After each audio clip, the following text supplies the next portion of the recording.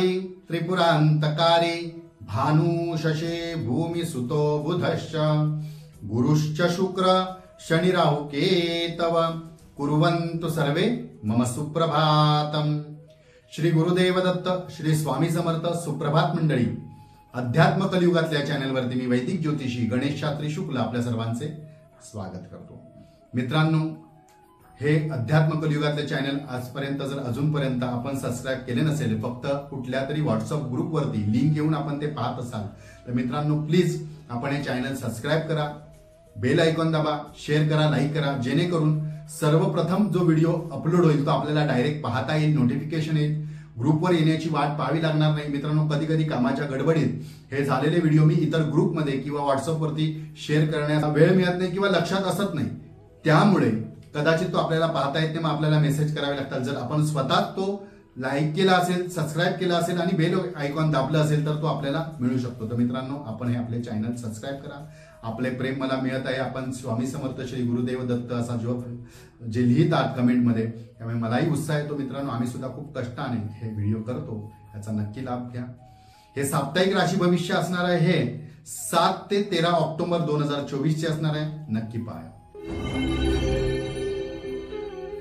7 ते 13 ऑक्टोबर 2024 साप्ताहिक राशी भविष्य मकर राशी। कुटुंबामध्ये सतत ताणतणावाचे वातावरण असेल, आपण जरी निर्माण केले नाही तर इतर कोणी लोक असतील, व्यक्ती असतील, सदस्य असतील, ते निर्माण करण्याचा प्रयत्न करतील आणि आपल्याला त्या वादामध्ये अडकविण्याचा प्रयत्न करतील किंवा या वादातून आपल्याकडनं काहीतरी चुका व्हाव्यात, आपण कुठेतरी चुकीचे ठरावेत, यासाठी सतत प्रयत्न होत राहतील। त्यामुळे आपण कुठल्याही गोष्टी घडत असतील तर त्याच्यावरती जास्त प्रतिक्रिया द्यायला जाऊ नका। प्रतिक्रिया किंवा कमेंट पास करणे टाळा, कमेंट करायला जाऊ नका। सध्या शांत राहा, शांत राहून ती आलेली स्थिती सांभाळण्याचा प्रयत्न करा, परंतु आपल्यामुळे वाद होतील, आपल्यामुळे वाद घडतील अशा कुठल्याही गोष्टी आपण स्वतःहून करायला जाऊ नका। कुटुंबासाठी, कुटुंबा कल्याणासाठी जर आपण एखादे यात्रा आयोजनचं नियोजन करत असाल तर चांगली गोष्ट आहे। त्यांच्यासोबत फिरायला जा, त्यांच्याबरोबर फिरा, त्यांच्यासाठी वेळ द्या, किंवा घरातले कोणी लहान मुलं असतील किंवा त्यांना कुठेतरी बाहेर जाण्याची इच्छा असेल, बोलून दाखवत असेल तर त्यांच्यासोबत थोडासा वेळ घालवा, त्यामुळे विरंगुळा होईल, थोडासा मानसिक ताण कमी होईल, काही गोष्टी घडत असतील त्याच्यावरचं दुर्लक्ष होईल आणि त्याच्यामध्ये आपल्याला त्याचा मानसिक त्रास होणार नाही जर ह्या काही गोष्टी घडतात, तर ह्या मात्र करा। परंतु पैशाची चिंता करू नका, आर्थिक अडचणी काही येणार नाही, ज्या अडचणी आल्या असतील त्या सुद्धा आपण निवारण करू शकता, परंतु ज्यावेळी आपल्याला आर्थिक आयोग होईल, आर्थिक लाभ होईल, त्यावेळी आपण ज्यांचे पैसे घेतले आहात, ज्यांना आपण कर्ज देणे आहात, यांचे कर्ज फेडणे मात्र विसरू नका। कारण अशामुळे आपण एखाद्याचे कर्ज न फेडल्यामुळे, एखाद्याचे उसने पैसे न दिल्यामुळे किंवा आर्थिक व्यवहारामुळे आपल्याला थोडासा त्रास होऊ शकतो, तर त्याकडे लक्ष द्या, काळजी घ्या। जोडीदाराची सुद्धा आपल्याला थोडीशी काळजी घ्यावी लागणार आहे, जोडीदारासोबत बरोबर वेळ घालवावा लागणार आहे। जोडीदारावर असलेले मतभेद, वादविवाद कसे मिटतील, कसे मिटवता येतील यासाठी आपण विशेष प्रयत्न करा। आपला हा सप्ताह चांगला असेल, लाभ होत राहतील। या सप्ताहात आपल्यासाठी शुभ तारखा असणाऱ्या 11 आणि 12, शुभ अंक असणाऱ्या 5 आणि रंग असणारा हिरवा, याचा आपण लाभ करून घ्या। आपल्या राशीप्रमाणे आपल्याला जी ह्या सप्ताहामध्ये रेमेडीज करायची आहे, तर आपल्याला माहिती आहे की सध्या आता नवरात्र उत्सव सुरू आहे आणि नवरात्र उत्सवामध्ये आपण ज्या ज्या काही देवी उपासना करतो त्याचा आपल्याला लाभ होतो। जर आपल्याला अभ्यासात अडचणी येत असतील तर आपण सरस्वतीची उपासना करा, या कुंदेंदू हा जो श्लोक आहे तो म्हणा, किंवा प्रज्ञाविवर्धन स्तोत्राचा रोज पाठ करा। धनासंबंधित एखाद्याचा प्रश्न असेल तर आपण महालक्ष्मी अष्टकाचा पाठ करा, किंवा महालक्ष्मी अष्टक दिवसातून 8 वेळा म्हणण्याचा प्रयत्न करा।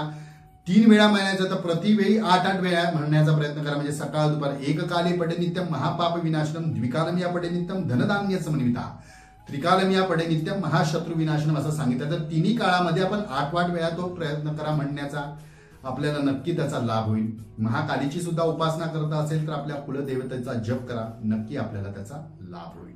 मित्रांनो, आपल्या राशीप्रमाणे मी आपल्याला या नवरात्रीतल्या उपासना सांगितल्या आहे, आपण मुद्दाम करा, याचा नक्की लाभ होतो। कारण नवरात्रीमध्ये हा जागरांचा दिवस असतो आणि या नवरात्रीमध्ये आपण जे काही लहान लहान अनुष्ठान सुद्धा करतात ना, त्या लहान अनुष्ठानाचे आपल्याला शतपटीने फळ मिळतं।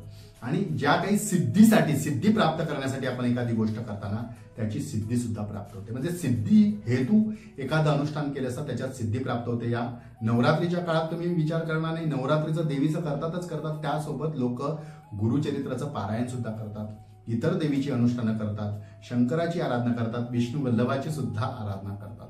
तर का करतात? तर हा जो 9 दिवसांचा जो काळ आहे नवरात्रीचा, शारदीय नवरात्रोत्सव, हा फक्त देवीसाठी नाहीये, तर सिद्धी ही देवी दाता आहे. म्हणजे सिद्धिदाता ही देवी असल्या कारणाने सिद्धिकारक ज्या काही गोष्टी आपण करतात त्याचा लाभ होतो. या काळामध्ये आपण मुद्दाम महालक्ष्मी अष्टक किंवा आपल्या कुलदेवतेचा सतत जप करा. या महालक्ष्मी अष्टक जर सिद्ध झाले तर त्याचा आपल्याला भरपूर लाभ होतो लक्ष्मी प्राप्तीसाठी.